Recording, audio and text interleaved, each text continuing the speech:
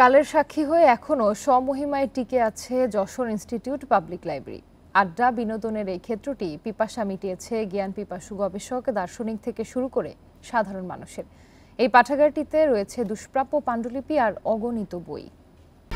1, 2, 3 ঢাকায় জমি জিতে নিন 100% ক্যাশব্যাক সহ 20 কোটি টাকার পুরস্কার।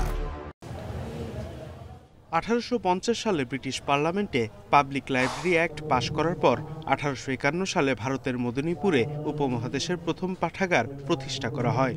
একই বছর যশোরে নির্মিত হয় আরেকটি পাঠাগার। সে হিসেবে বাংলাদেশের প্রথম গণপাঠাগার যশোর ইনস্টিটিউট পাবলিক লাইব্রেরি। প্রাচীন 2 শতাধিক পাণ্ডুলিপি আর প্রায় 500 দুর্লভ বই রয়েছে এখানে। এছাড়াও প্রায় 1 লাখ বিভিন্ন বিষয়ের বই আছে পাঠাগারটিতে। বাংলা বইয়ের সংখ্যা 74,907, ইংরেজি বইয়ের সংখ্যা 20,136 এ পর্যন্ত তালিকা হয়েছে এবং লাইব্রেরিতে এখনও কিছু বই আছে, তালিকার অপেক্ষায় আছে।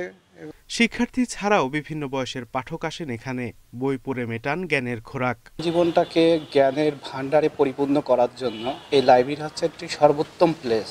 বিভিন্ন সময় আমরা পত্রিকা থেকে হেল্প নিয়ে থাকি, প্রাচীন যে উপন্যাস বা বই এগুলো পড়ি, আবার অনেক সময় চাকরির পরেও পড়া হয়।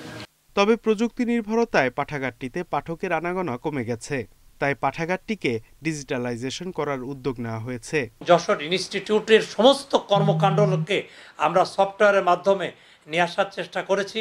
সেই ডিজিটালাইজেশনের কার্যক্রম চলছে এবং সমস্ত সদস্যকে আমরা ডিজিটালে অন্তর্ভুক্ত করেছি সফটওয়্যারে।